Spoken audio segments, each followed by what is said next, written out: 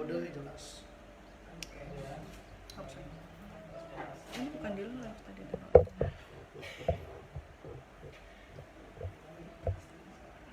Salah. Udah. Tuh. Facebook udah. Iya. Shalom jemaat Tuhan yang terkasih dalam Tuhan Yesus Kristus. Selamat hari Minggu, selamat berbakti di rumah Tuhan pada minggu yang ketiga pada bulan April ini. Dan kita bersyukur karena kebaikan Tuhan kita masih ada di tempat ini. Sebelum kita memulai ibadah kita pada pagi hari ini, ada beberapa pengumuman yang akan kami sampaikan. Untuk ibadah GBI Home untuk minggu depan, kembali kita akan melakukan ibadah live streaming di Instagram dan Facebook. Silakan follow dan DM Instagram kami untuk mengikuti setiap acara kegiatan dari GBI Home. Dan kami juga mengundang Bapak Ibu Saudara-saudari untuk join bersama kami di ibadah konsel yang akan kita lakukan melalui Zoom meeting. Biarlah kita boleh ikut bersama-sama. Informasi yang dapat kami sampaikan, mari kita datangi hadapan Tuhan pada pagi hari ini. Kita mau menyembah Tuhan Yesus pada setiap pagi hari ini. Biarlah kita merasakan kuasa Tuhan. Lawatan Tuhan terjadi dalam setiap hidup kita. Thank you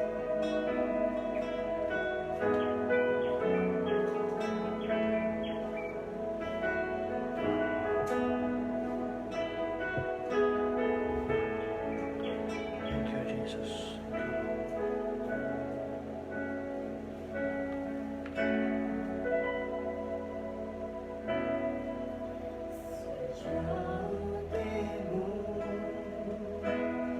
Dari para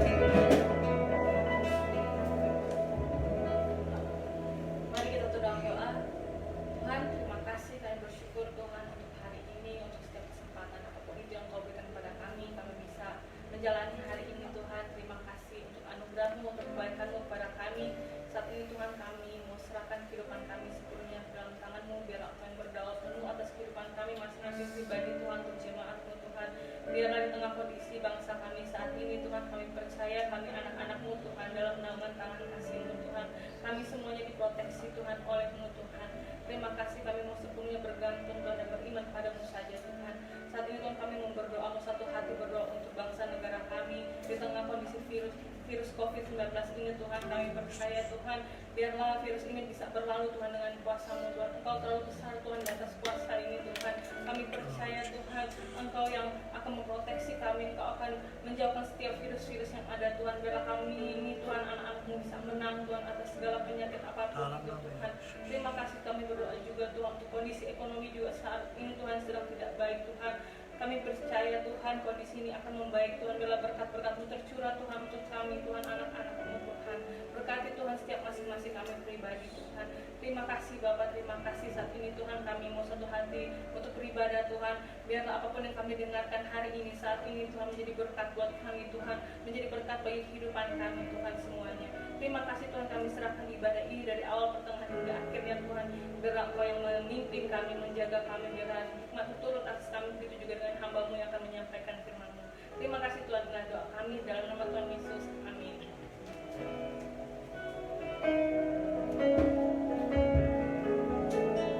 Terima kasih Tuhan, bahwa Engkau selalu punya cara buat kami.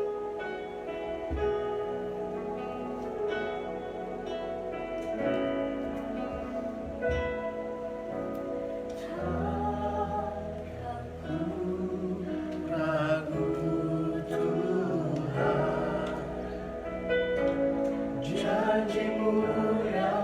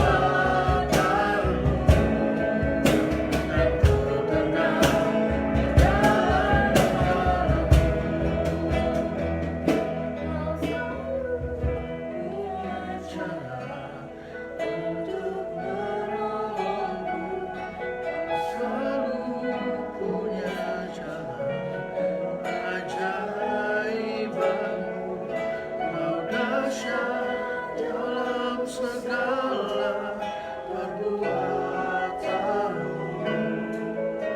dan ku tenang di dalam caramu. Kau selalu punya cara untuk menolongku. Kau selalu punya cara keajaibanmu. Kau dahsyat dalam segala perbuatanmu, dan ku tenang di dalam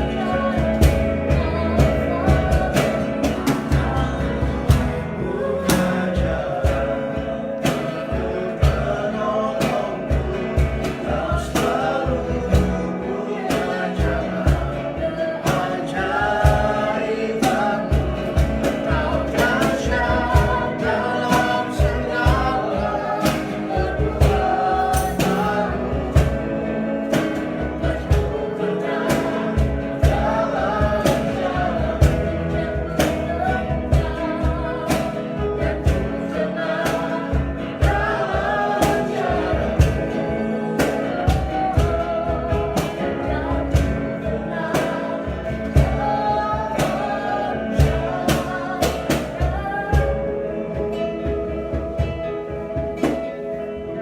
Haleluya. Terima kasih Tuhan. Engkau Tuhan yang tidak pernah kehabisan cara buat kami. Engkau Tuhan yang sanggup memakai segala sesuatu untuk menolong kami. Bahkan lewat masalah sekalipun, Tuhan bisa pakai untuk menolong kami. Terima kasih Engkau setia, dan kesetiaan-Mu ditunjukkan dari kehadiran kami sampai hari ini tetap sehat, tetap dalam perlindungan Tuhan, tetap dalam keadaan yang baik. Itu bukti kesetiaan-Mu Tuhan. Kalau manusia boleh meninggalkan kami, keadaan boleh berubah, tapi kasih-Mu tidak pernah sedikit pun berkurang buat kami. Bahkan di saat kami dalam keadaan berdosa, kasih-Mu juga tidak bertambah waktu kami sedang melayani Engkau. Karena kami tahu Tuhan, Engkau tetap mengasihi kami, baik dalam keadaan kami baik maupun dalam keadaan kami buruk. Tidak pernah berkurang, tidak pernah bertambah, tetapi tetap buat kami. Terima kasih, kami bersyukur kami boleh ibadah saat ini. Di rumah masing-masing kami boleh menikmati kasih Tuhan. Terpuji nama-Mu Tuhan. Berkati setiap para jemaat-Mu, anak-anak-Mu yang di rumah, mereka yang saat ini membutuhkan pertolongan Tuhan. Biar kiranya firman ini boleh menjadi jawaban buat setiap mereka. Terpuji nama-Mu sekali lagi dalam nama Yesus. Amin. Amin. Puji Tuhan. Shalom saudara. Saudara yang ada di rumah, saudara yang sedang ada di tempat masing-masing. Hari ini kita bisa beribadah, ya.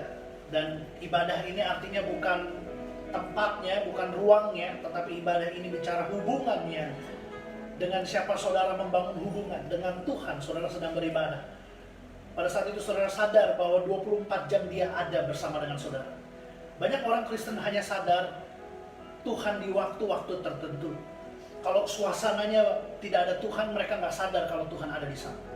Tetapi waktu kita sadar 24 jam Tuhan ada bersama dengan kita, artinya walaupun suasananya di rumah, tapi saudara mengerti bahwa Tuhan ada di sana. Nah saudara, hari ini tema minggu ini judulnya saya berikan hidup dalam pengertian bukan perasaan. Di bulan ini kita akan belajar tentang iman, masih dengan tema yang sama tentang iman. Nah minggu ini kita akan sama-sama melihat bagaimana hidup kekristenan kita, bagaimana hidup kita di dalam Kristus berdasarkan pengertian, bukan perasaan kita. Karena ada banyak orang yang main perasaan. Ada banyak orang Kristen yang hari-hari ini ikut Tuhan karena kebawa perasaan. Begitu diberkati dia senang, dia semangat, wah dia mati-matian seakan-akan dia on fire buat Tuhan. Tetapi itu perasaan yang bermain. Pengertian yang tidak dibangun dengan dasar yang jelas, seringkali akan membuat kita gampang dikalahkan. Kalau di situasi yang ramai, di tengah-tengah ibadah, di gereja, kita kelihatan paling semangat, paling kuat, paling hebat. Tapi waktu kita sendirian, seringkali kita gampang dikalahkan. Kenapa? Karena kita tidak punya pengertian yang benar akan Dia, akan firman Tuhan. Saudara, saya mau ajak kita untuk melihat bagaimana hidup kita ini tidak terombang-ambing. Bagaimana hidup kita ini punya pengertian yang benar. Karena saya percaya begini, orang yang punya pengertian yang benar akan berada di tempat yang benar. Saya, kalau pengertian saya Pontianak ini Surabaya, saya nggak akan ada di Pontianak, saudara. Saya mungkin ada di Surabaya. Tapi karena saya tahu Pontianak ini ada di Kalimantan Barat, ya, maka saya ada di tempat yang benar. Kalau saudara mau pergi ke sesuatu tempat, saudara harus ngerti tempatnya di mana. Kalau nggak, saudara nyasar. Itu sebabnya pengertian yang benar membawa kita kepada tempat yang benar. Hari ini banyak orang Kristen hanya bermain perasaan. Orang kalau main perasaan gampang terombang-ambing.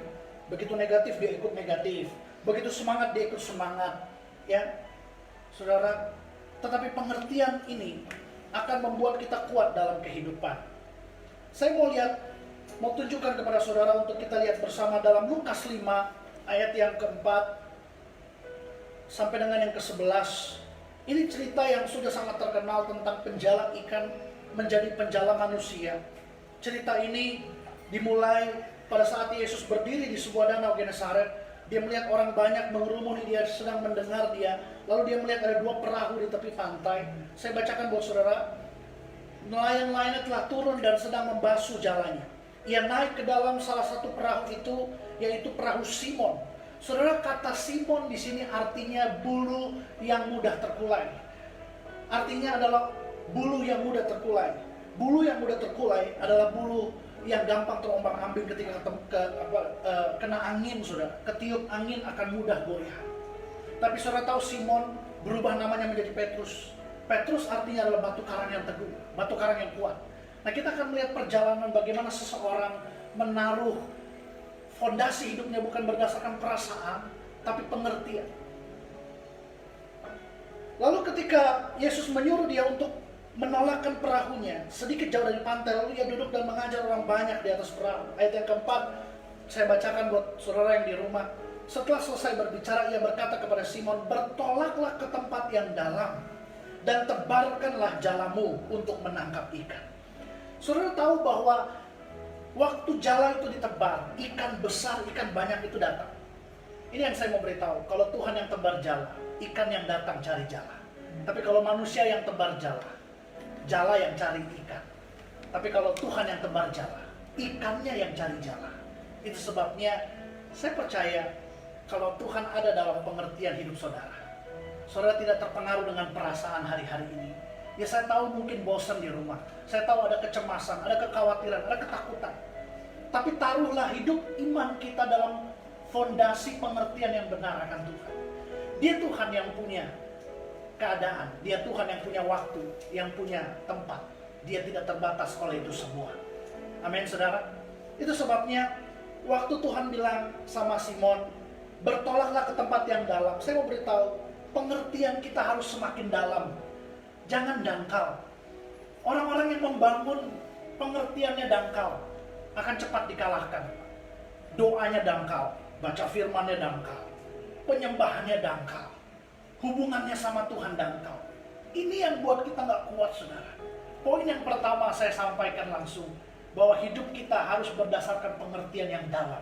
Katakan sama saya dalam. Dalam. Katakan sama saya, kedalaman itu penting. Kedalaman itu penting. Orang yang melayaninya dangkal, orang yang doanya dangkal, orang yang nggak pernah menggali firman, yang cuma sekedar saja, datang ibadah sekedar dangkal, tapi nggak pernah masuk kepada kedalaman akan Kristus. Saudara harus menyerang yang dangkal dan masuk ke dalam kedalaman bersama dengan Tuhan. Itu sebabnya jadi Kristen yang dangkal gampang terkalahkan, gampang goyah. Saya sedih hari-hari ini mendengar banyak berita di tengah wabah pandemi, banyak orang tinggalkan Tuhan. Banyak orang menceraikan suami maupun istrinya. Kenapa? Karena pernikahannya dangkal, hubungan yang dibangun dangkal, tidak pernah masuk kepada kedalaman. Tuhan katakan kepada Simon, bertolaklah ke tempat yang dalam. Artinya apa? Saudara perlu go deeper with Jesus. Saudara perlu masuk dalam kedalaman bersama dengan Tuhan. Loh, saya mau beritahu saudara, kalau akar kita nggak kuat di dalam Kristus, fondasi kita gampang goyah. Artinya kita masih jadi Kristen yang dangkal. Saya sebagai hamba Tuhan perlu membangun kedalaman setiap hari bersama Tuhan. Saya ngalamin banyak masalah, saudara. Jangan pikir saya hamba Tuhan kuat, hebat. Saudara kalau lihat saya khotbah mungkin bisa melihat, wah kayaknya hebat. Tapi kalau saudara lihat hidup saya, berapa banyak waktu saya berteriak sama Tuhan, saya mau nyerah. Butuh kedalaman dengan Tuhan. Keputusan kita akan bergantung seberapa dalam kita dengan Tuhan. Tapi banyak orang yang cepat mengambil keputusan untuk tinggalkan Tuhan, menyerah, untuk left. Ya banyak orang left hari-hari ini, meninggalkan Tuhan. Tapi waktu kita dalam dengan Tuhan, saya percaya kita akan kuat dalam kehidupan. Menghadapi berbagai masalah, menghadapi berbagai macam cobaan, pergumulan dalam kehidupan ini. Kita harus semakin dalam dengan Tuhan. Saudara, perhatikan kembali dalam ayat Lukas ini. Tuhan katakan di ayat yang keempat, bertolaklah ke tempat yang dalam dan tebarkanlah jalanmu untuk menangkap ikan. Simon di sini awalnya tidak percaya. Simon excuse, dia beralasan. Ayat yang kelima saya bacakan. Simon menjawab, "Guru, telah sepanjang malam kami bekerja keras dan kami tidak menangkap apa-apa. Tetapi karena engkau yang menyuruhnya, aku akan menebarkan jala juga." Saya percaya ini bahasanya Simon lagi ngomong begini, "Tuhan atau guru, engkau kan tukang kayu, engkau nggak ngerti lah persoalan nangkap ikan. Kami ini nelayan, kami ini udah bermalam di sini."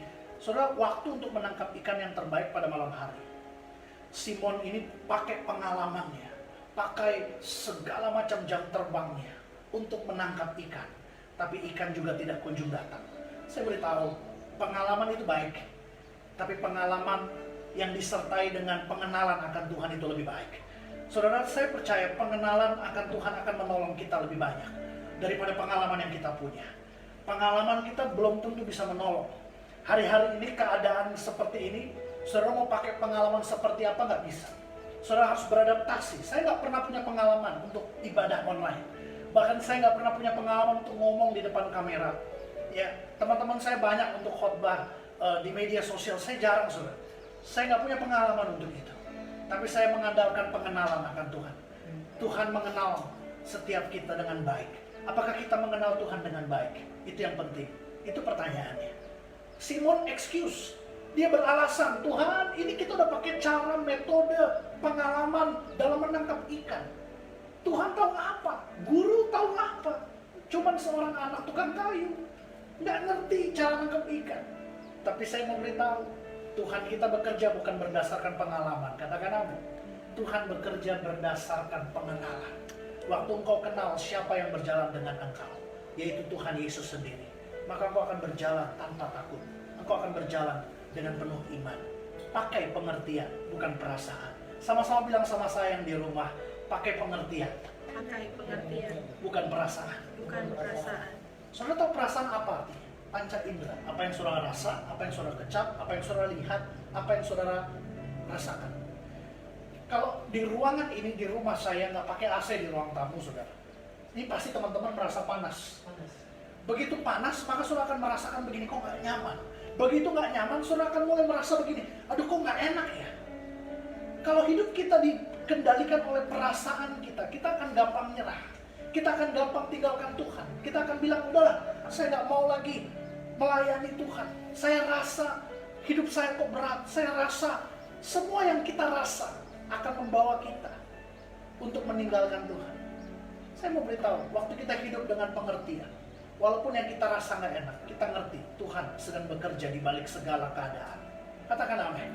Nah saudara, waktu Yesus katakan tebarlah jalanmu di tempat yang dalam. Poin pertama saya, masuk dalam kedalaman. Bangun hubungan yang dalam sama Tuhan. Baca Alkitab yang dalam. Jangan cuma dangkal. Jangan cuma tahu Tuhan tapi nggak mengenal Dia. Amin. Doa yang dalam sama Tuhan. Jangan cuma doa makan, saudara. Jangan cuma doa kalau mau pergi. Jangan jadikan Tuhan tuh kayak sapam buat kita, ya security buat kita. Tapi Dia pribadi. Dia kekasih yang dekat dengan kita. Artinya apa? Bangun hubungan, komunikasi 24 jam. Dia ada bersama kita. Saudara, poin yang kedua saya mau sampaikan dengan cepat. Waktu di ayat yang 5 yang B, saudara. Di ayat 5 yang B dikatakan begini. Saya bacakan buat saudara.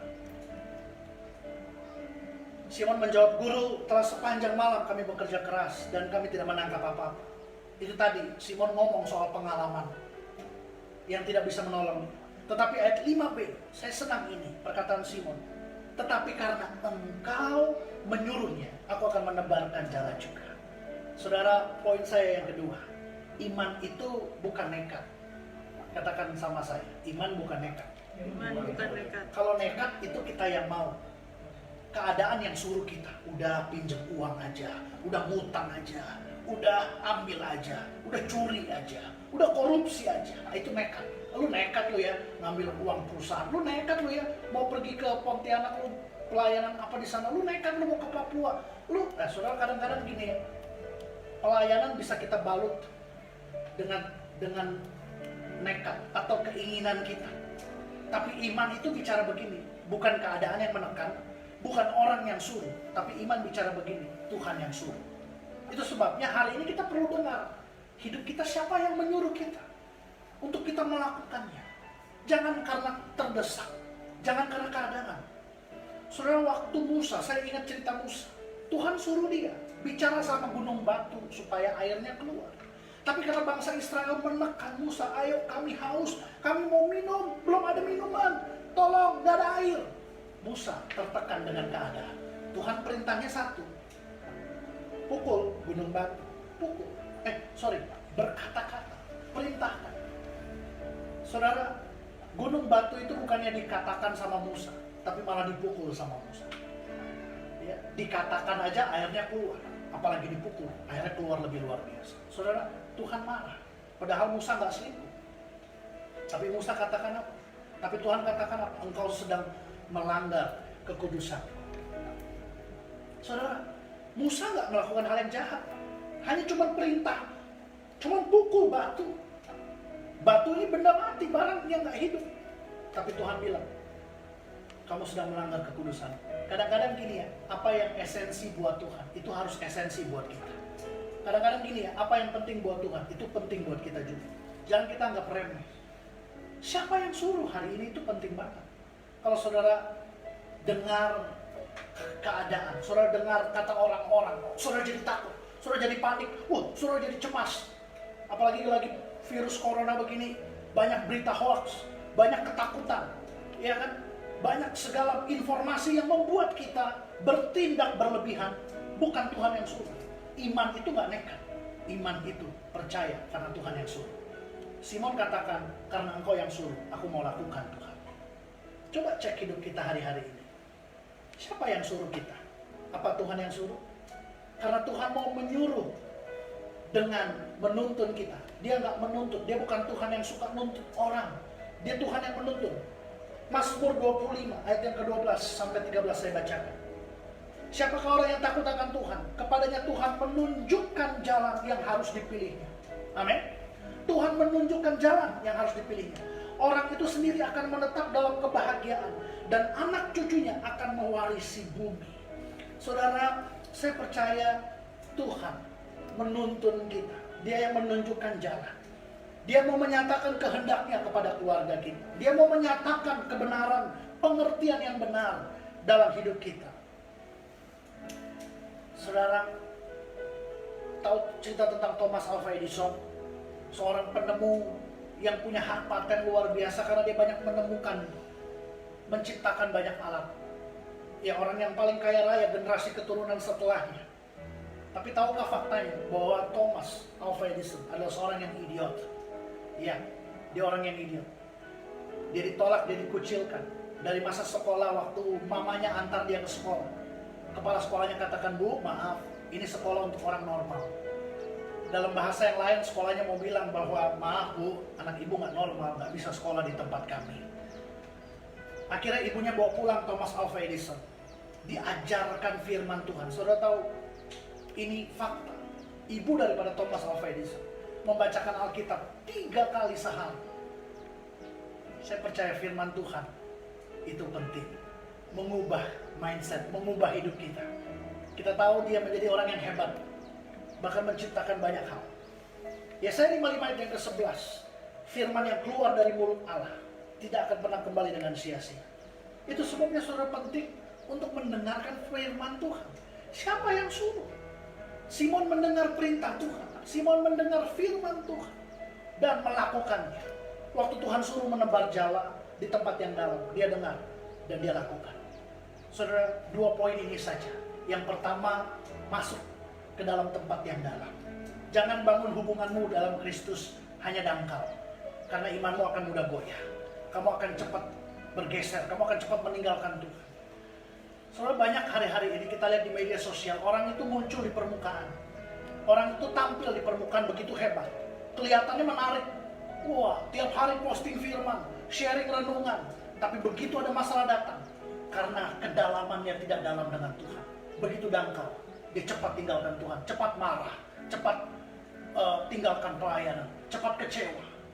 Saudara, saya berdoa di rumah masing-masing, ini kesempatan untuk kita bangun hubungan yang dalam sama Tuhan. Ini merupakan kesempatan untuk kita diuji, apakah kita gampang terkalahkan oleh kehidupan atau kita bangkit bersama dengan Dia. Yang kedua, dengar firman Tuhan, lakukan apa yang Tuhan mau kerjakan dalam hidup kita, sehingga kita bukan berdasarkan nekat, bukan berdasarkan maunya kita, tapi maunya Tuhan dalam hidup saudara. Amin. Saudara, Tuhan mau tuntun kita pagi hari ini, dan Dia mau memberikan janji-janjinya buat kita. Bukan janji palsu, tapi janji yang pasti terjadi dalam hidup saudara. Mari kita tundukkan kepala, kita mau berdoa. Terima kasih Tuhan, hamba berdoa mengucap syukur buat firman-Mu, buat setiap anak-anak-Mu yang mendengar di rumah mereka masing-masing. Berkati mereka Tuhan, supaya mereka menaruh hidup mereka dalam bersama Tuhan. Hubungan mereka dibangun begitu dalam bersama Tuhan. Dan mereka mendengar apa yang Tuhan suruh. Saya percaya Tuhan masih bicara sampai hari ini. Karena Tuhan adalah pribadi. Tuhan itu bukanlah objek yang dipelajari, tapi Tuhan pribadi yang perlu dikenal. Tuhan masih ngomong sampai hari ini melalui firman Tuhan. Bahkan Tuhan bicara melalui hamba-hamba. Tuhan bicara melalui gerejanya. Nah, aku berdoa biar jemaatmu di rumah masing-masing mendengarkan firman Tuhan ini. Iman mereka makin kuat. Mereka tidak dikuasai oleh ketakutan yang membuat akhirnya mereka nekat, tapi mereka dikuasai oleh firman dan pengertian, bukan perasaan. Mereka tidak terombang-ambing karena perasaan takut, tapi mereka kuat dalam fondasi yang hebat, dalam pengenalan akan Kristus. Terima kasih. Hamba berdoa buat jemaat-Mu, berkati mereka semua. Dan saat ini kami mau menerima berkat-Mu. Ibadah ini selesai, dan kami mau sama-sama angkat kedua tangan. Saudara di rumah masing-masing bangkit berdiri, terima berkat Tuhan. Diberkatilah keluargamu, diberkatilah sekolah, studimu, pekerjaanmu, masa depanmu, dan diberkatilah engkau dengan pengertian yang benar dalam iman akan Kristus. Diberkatilah engkau saat di masa mudamu, diberkatilah anak-anakmu, suami dan istrimu, semua yang mendengarkan live streaming ibadah online ini diberkati Tuhan. Dia menyinari engkau dengan wajahnya dan memberikan engkau kasih karunia. Terimalah berkat dari Allah Bapa, Allah Anak dan Roh Kudus dalam penyertaan di dalam satu nama Tuhan Yesus Kristus, menyertai kita mulai hari ini sampai selama-lamanya. Semua yang sudah diberkati katakan amin.